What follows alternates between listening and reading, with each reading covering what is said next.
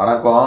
Update பேசுகிறேன். இப்போ பார்த்தோம்னா மேலூர் பகுதி, மதுரை மாவட்டம் மேலூர் பகுதியில் தேவரினை இளைஞரை அடித்து கொலை செய்து உள்ளன சில கயவர்கள்.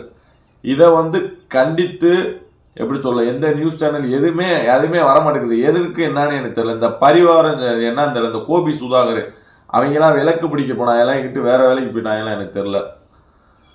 இதுக்கு எவனுமே முன்னாடி வர மாட்டேங்கிறீங்க. அப்போ நாங்கள் பூரா இழிச்சா வாங்கிங்க. இன்னொன்னே ஒன்று சொல்லிக்கிறேன். டிடிவி தினகரன்லேருந்து, ஓபிஎஸ்லேருந்து, எதிர்கட்சி இபிஎஸ்லேருந்து எல்லாம் நீங்கள் எங்கே போனீங்க? இதுக்கு ஒரு கண்டனை யாருமே இன்னும் தெரிவிக்காமல் இருக்கீங்க.